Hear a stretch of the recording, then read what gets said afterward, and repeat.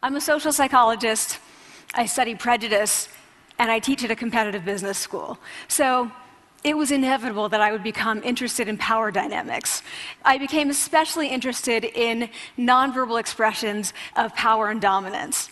And what are nonverbal expressions of power and dominance? Well, this is what they are. So in the animal kingdom, they are about expanding. So you make yourself big, you stretch out, you take up space, you're basically opening up. It's about opening up.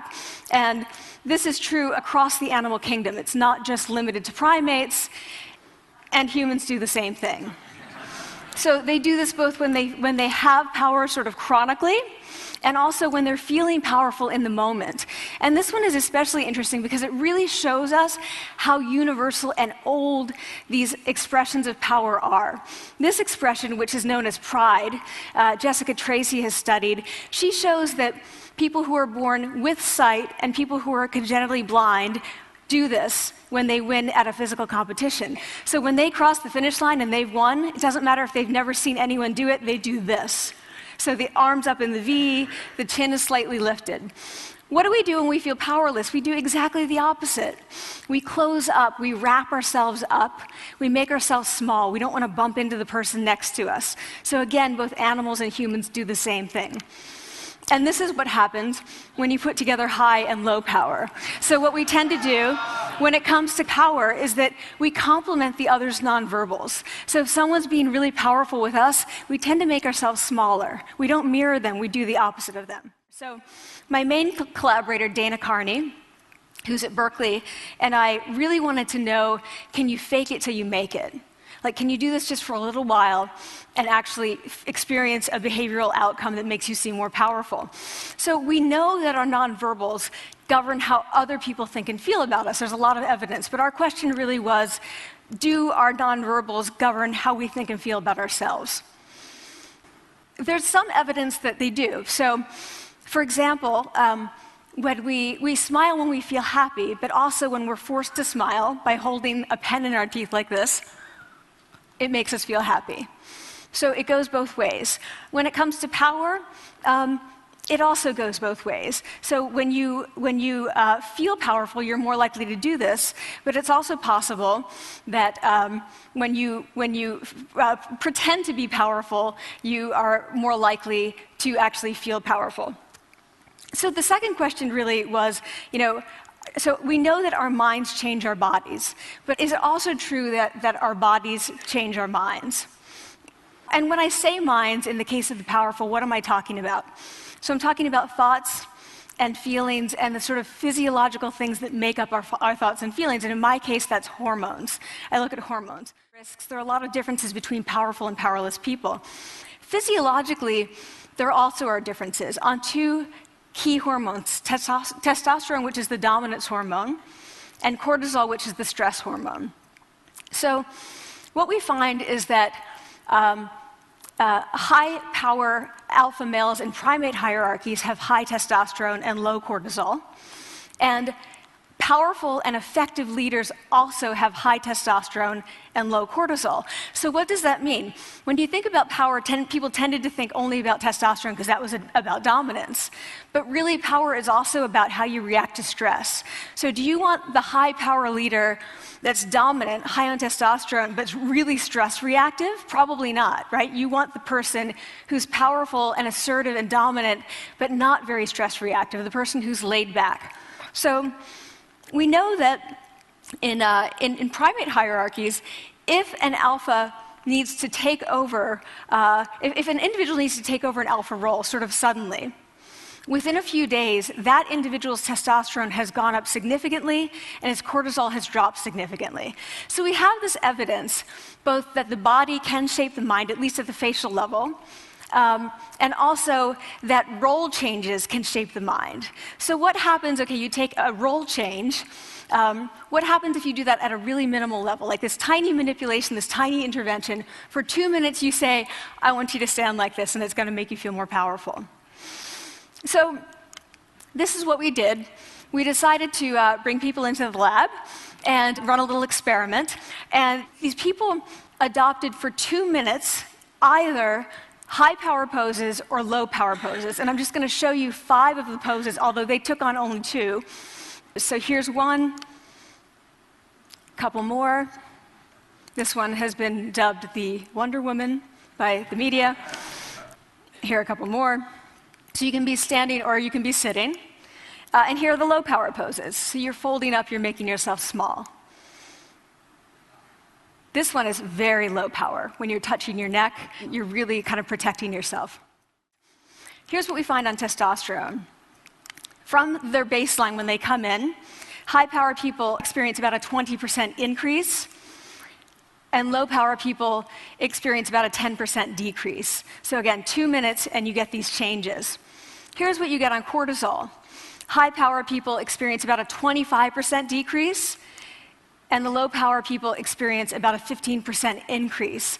So 2 minutes lead to these hormonal changes that configure your brain to basically be either assertive, confident, and comfortable, or really stress reactive, and feeling sort of shut down. And we've all had that feeling, right? So it seems that our nonverbals do govern how we think and feel about ourselves. So it's not just others, but it's also ourselves. Also, our bodies change our minds. So we published these findings, and the media are all over it, and they say, okay, so this is what you do when you go in for the job interview, right? So we were, of course, horrified and said, oh my God, no, that's not what we meant at all for numerous reasons. No, don't do that. Again, this is not about you talking to other people, it's you talking to yourself. What do you do before you go into a job interview? You do this. Right? You're sitting down, you're looking at your iPhone or your Android, not trying to leave anyone out.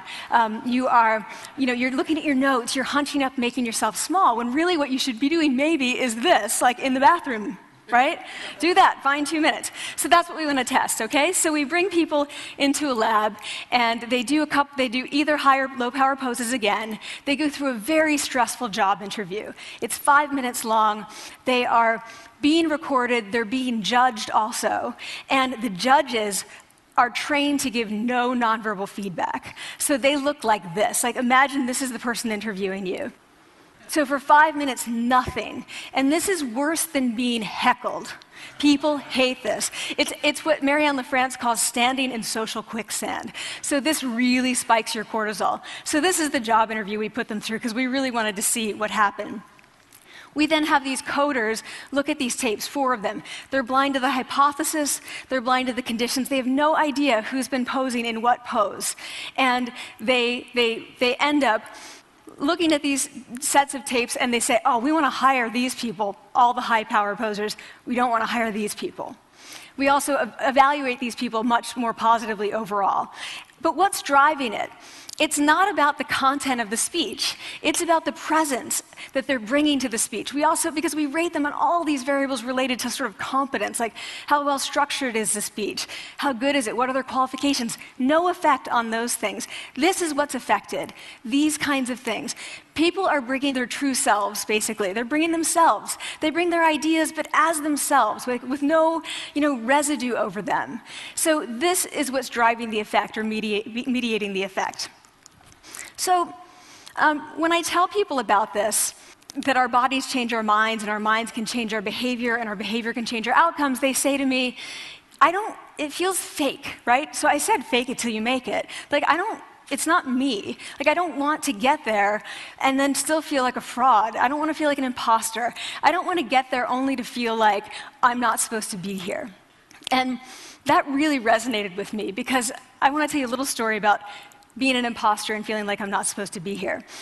When I was 19, I was in a really bad car accident. I was thrown out of a car, rolled several times. I was thrown from the car, and I woke up in a head injury rehab ward.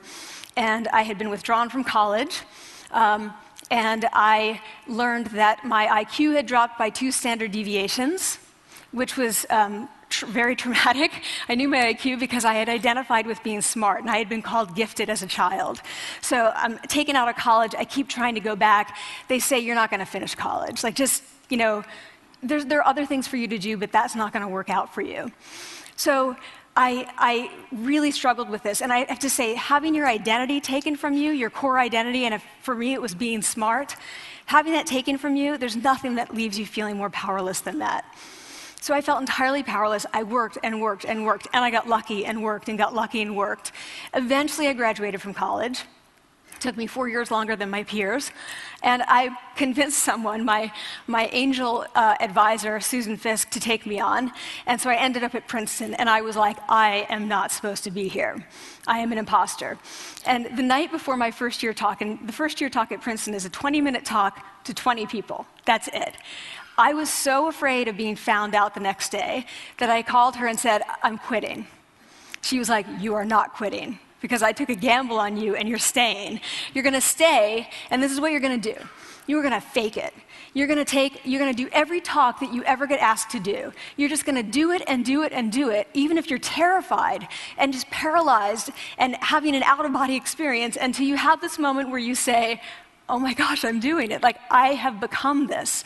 I am actually doing this. So that's what I did. 5 years in grad school. A few years, I'm at Northwestern. I moved to Harvard. I'm at Harvard. I'm not really thinking about it anymore, but for a long time I had been thinking, not supposed to be here, not supposed to be here. So at the end of my first year at Harvard, a student who had not talked in class the entire semester, who I had said, look, you got to participate or else you're going to fail, came into my office. I really didn't know her at all. And she came in totally defeated, and she said, I'm not supposed to be here.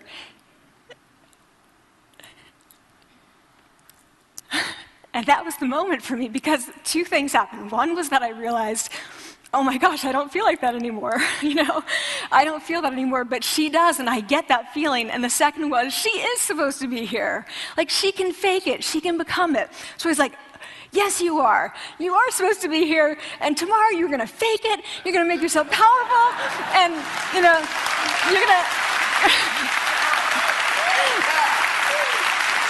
and you're going to go into the classroom, and you are going to give the best comment ever, And she gave the best comment ever. And people turned around, they were like, oh my God, I didn't even notice her sitting there, She comes back to me months later, and I realized that she had not just faked it till she made it, she had actually faked it till she became it. So she had changed. And so I want to say to you, don't fake it till you make it. Fake it till you become it. It's not do it enough until you actually become it and internalize. The last thing I want to leave you with is this. Tiny tweaks can lead to big changes. So this is 2 minutes. 2 minutes, 2 minutes, 2 minutes. Before you go into the next stressful evaluative situation, for 2 minutes, try doing this in the elevator, in a bathroom stall, at your desk behind closed doors. That's what you want to do. Configure your brain to cope the best in that situation. Get your testosterone up, get your cortisol down. Don't leave that situation feeling like, oh, I didn't show them who I am. Leave that situation feeling like, oh, I really feel like I got to say who I am and show who I am.